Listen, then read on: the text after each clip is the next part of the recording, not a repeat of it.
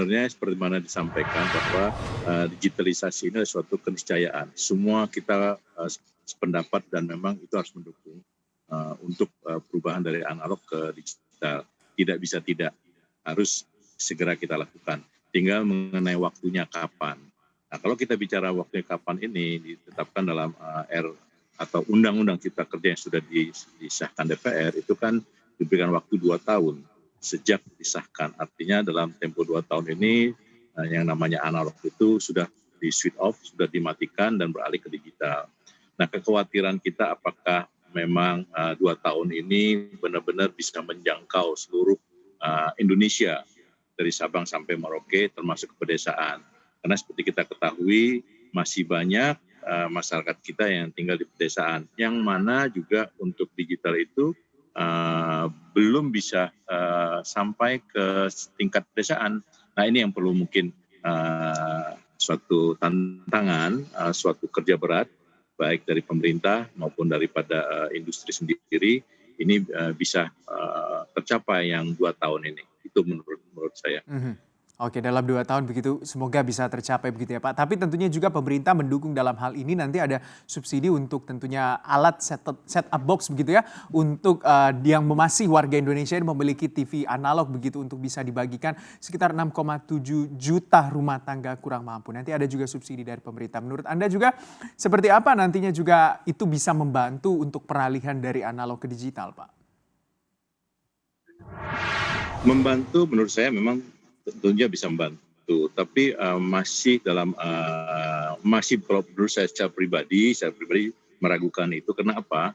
Kalau hanya 6,7 juta set-top box atau decoder tadi yang dibagikan, sementara jumlah yang data statistik mengatakan bahwa jumlah rumah tangga di Indonesia ini, rumah tangga loh, bukan kepala rumah tangga itu ada 70 juta. Artinya kalau kita bicarakan satu rumah aja ada satu televisi, berarti ada 70 juta televisi. Nah, jumlah penduduk miskin di Indonesia berapa besar?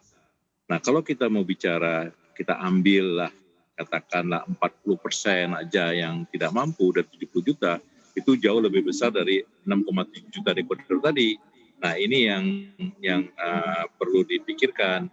Karena kalau 2 tahun mereka tidak mendapatkan dekoder, tentunya mereka tidak bisa menikmati siaran televisi. Nah, ini yang satu hal. Yang hal kedua, mengenai infrastruktur. Infrastruktur sendiri yang saya ketahui yang sudah selesai disiapkan oleh pemerintah di 12 provinsi. Mudah-mudahan di luar pengetahuan saya, di luar pengetahuan kami, yang 22 provinsi lagi sudah selesai. Tapi yang 12 provinsi ini tentunya ini siap.